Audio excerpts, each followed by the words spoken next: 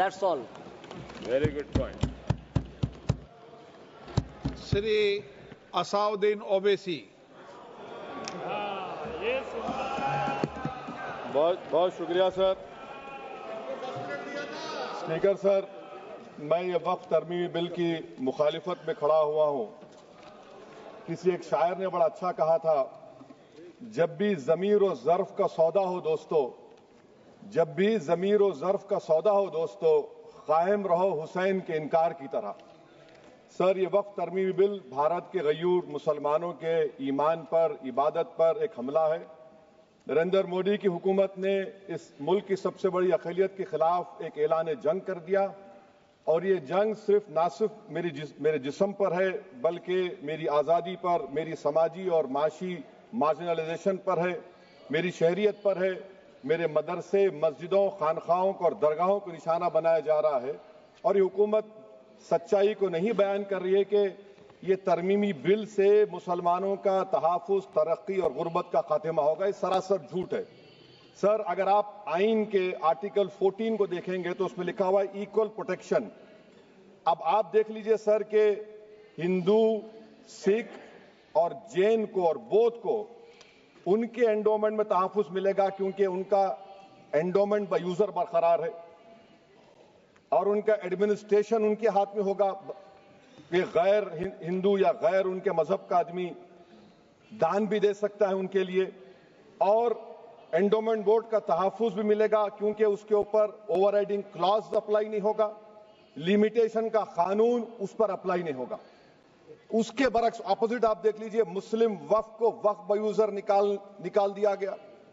एक मुस्लिम वक्फ की जायदाद पर कब्जा होगा, लिमिटेशन लगेगा तो जो एनक्रोचर है, जो खाबिज है, वो रातों रात मालिक बन जाएगा और एक गैर मुस्लिम वक्फ बोर्ड को एडमिनिस्टर करेगा। ये आर्टिकल 14 के इक्वल प्रोटेक्शन का वायलेशन।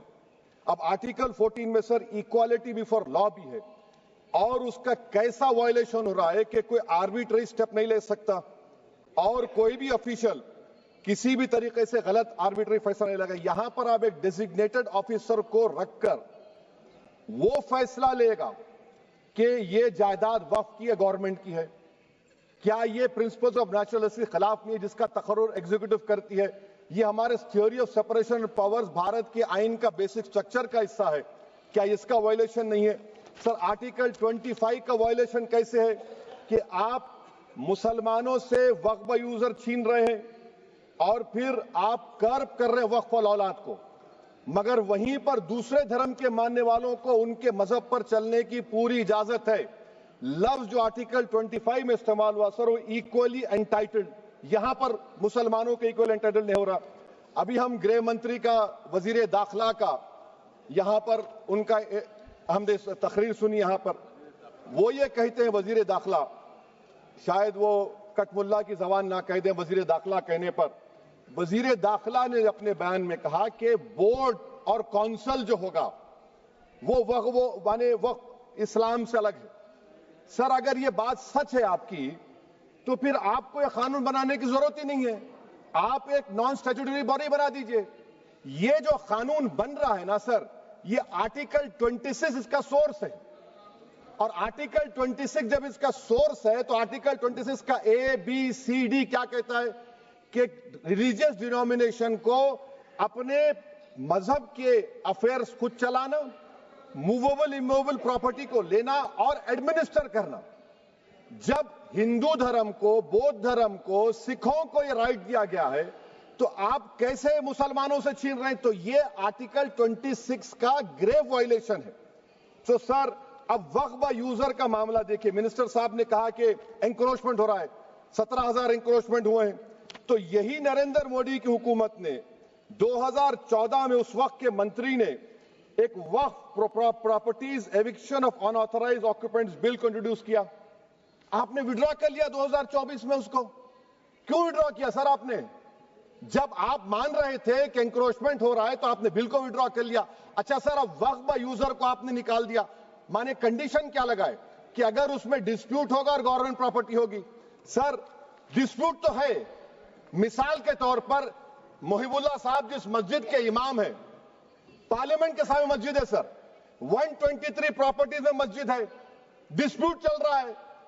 कल कलेक्टर या डिस्ट्रिक्ट ऑफिसर बोलेगा कि भाई साहब ये गवर्नमेंट प्रॉपर्टी है, स्टिकर लगा दिया जाएगा, मस्जिद बंद, गवर्नमेंट प्रॉपर्टी हो गई, होगी ना सर। अब ये बताइए, आप जब से यहां पर पूरे बीजेपी रूलिंग पार्टी हमको ज्ञान दे रहे हैं कुछ नहीं होगा, कुछ नहीं होगा, मैं दलील के साथ बता रहा हूं आपको। ये मस्जिद दिल्ली गवर्नमेंट बोलती हमारी है, वक्फ दिल्ली वक्फ बोलता हमारी है, तो सर वक्फ बाय यूजर, अगर मैं अपनी गवर्नमेंट के खिलाफ वक्फ बोर्ड वक्फ बाय यूजर इस्तेमाल नहीं करेगा तो क्या है सर। अच्छा, ये अमेंडमेंट जब हो जाएगा तो मुझे कहने दीजिए सर, सिर्फ प्राचीन मंदिरों की हिफाजत होगी, मस्जिदों की नहीं होगी।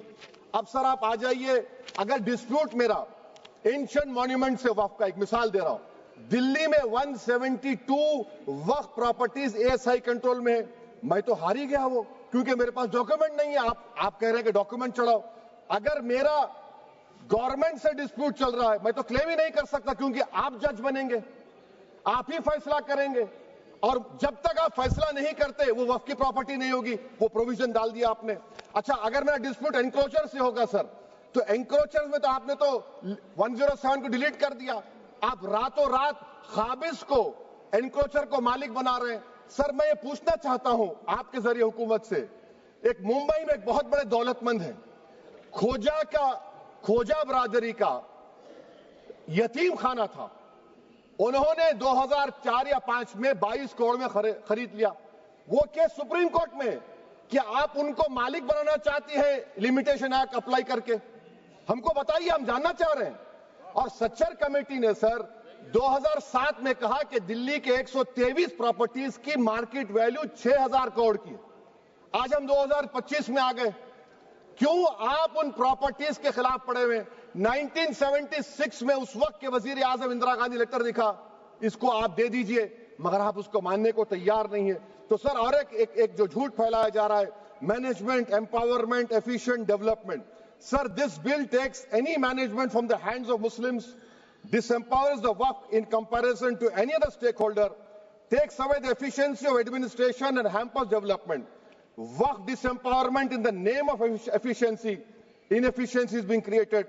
The progress of development from pre-independence till today is sought to be destroyed.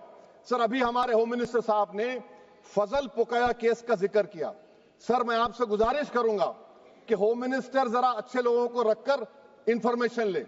फजल पुकाया का ऑबिटर क्या है? इट इज ऑबिटर, वो रेशियो डिसेंडेंटाई नहीं है जो आपने कहा है।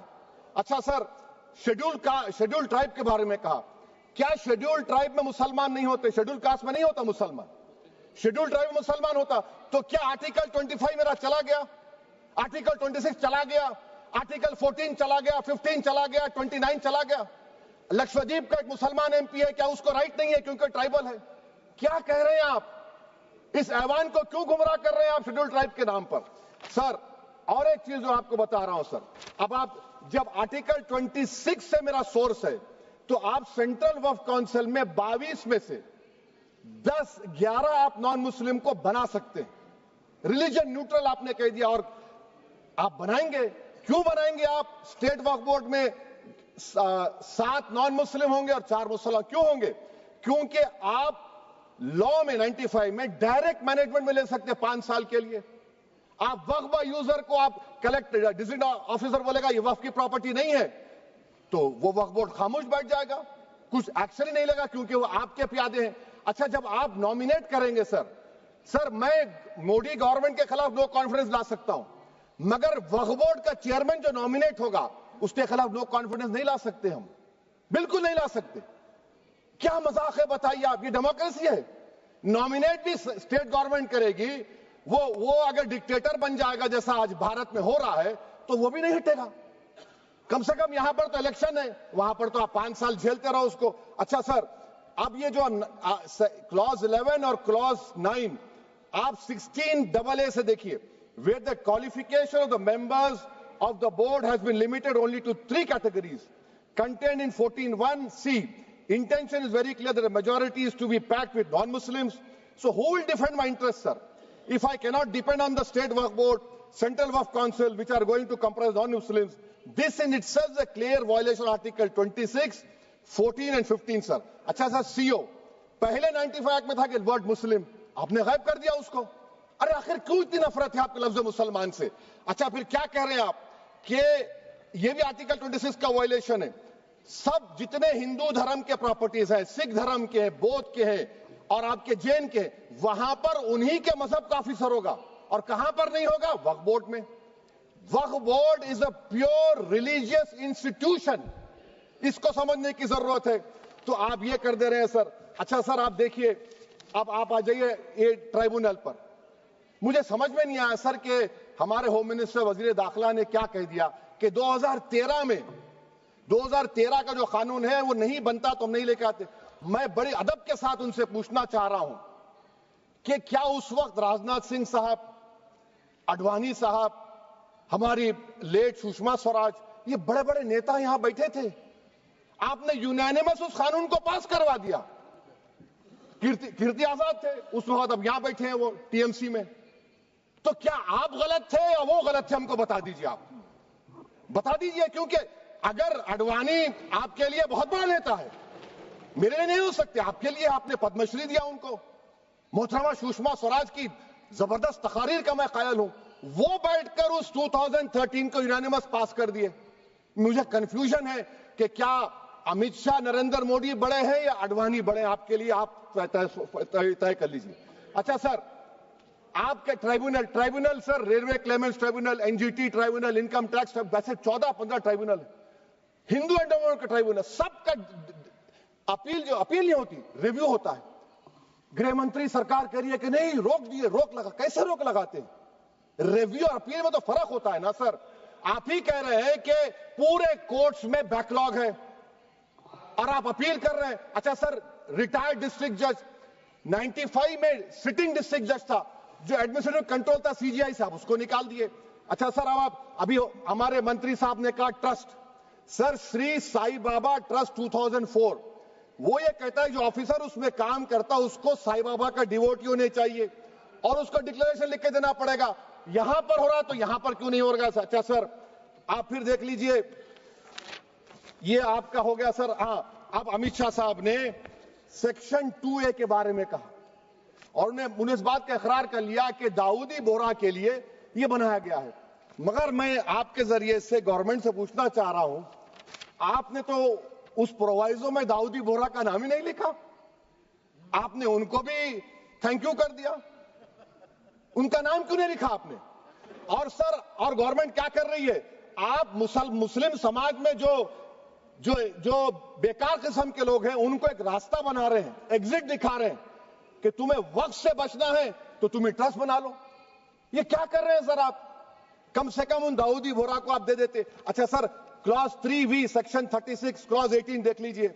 Oral Waqf, oral appointment has sought to be discontinued even though it is recognized practice in Islam. Muslim personal law is recognized oral waqf and 1937 Shariat Application Act. Sir आप clause 3(9) पर आ जाइए। 5 साल के लिए मुसलमान।